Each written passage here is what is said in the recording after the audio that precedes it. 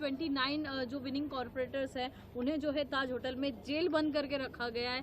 29 corporators को जो है छोड़ देना चाहिए डीसीएम एकनाथ शिंदे। देखिए, हम जब भी पुलिस स्टेशन में जाते हैं केस रजिस्टर करने के लिए तो एक एनसी होता है, नॉन कॉग्निजिबल।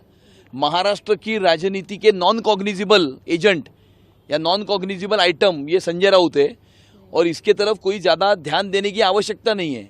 महाराष्ट्र की राजनीति के वो विदूषक है और इसीलिए वो जो भी कहते हैं वो एंटरटेनमेंट होता है, उसमें रियलिटी कुछ नहीं होती। सर, कांग्रेस के सीनियर लीडर माणिकराव ठाकरे कहते हैं कि जो देश जो है वो मोहन भागवत जी के स्टेटमेंट से नहीं चलता बल्कि संविधान से चलता है, मनुस्मृति से जो है देश नहीं चलता। कैसे देखते हैं? किसने कहा ये? माणिकराव ठाकरे। वो कौन है मुझे पता नहीं है, उसके बारे में बोलने की मुझे आवश्यकता नहीं लगती।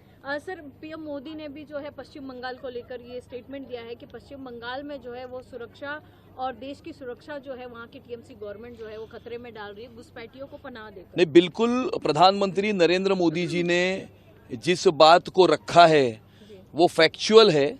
बहुत बड़े पैमाने पर बांग्लादेशी रोहिंग्या बांग्लादेश से इन्फिल्ट्रेट करके वो पश्चिम बंगाल के कुछ स्पेसिफिक जिलों में आते हैं।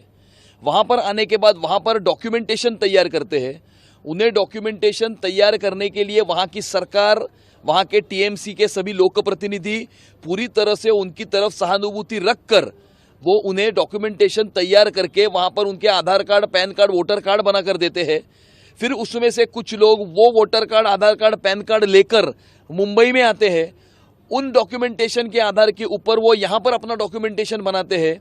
फिर यहाँ पर जो कुछ लोक प्रतिनिधि है, जिन लोक प्रतिनिधियों ने याकूब मेमन की मर्सी पिटीशन के ऊपर साइन किया, ऐसे लोक प्रतिनिधि अपनी कॉन्स्टिट्यूएंसी में ऐसे लोगों को पनाह देकर अपने राजनीतिक अधिकार का उपयोग करके उनको Aadhaar card, PAN card, voter card बना कर देते हैं, उनको वोटर बनाते हैं और चुनाव में उनके द्वारा वोट जिहाद करवाते हैं, लैंड जिहाद करवाते हैं, लव जिहाद करवाते हैं।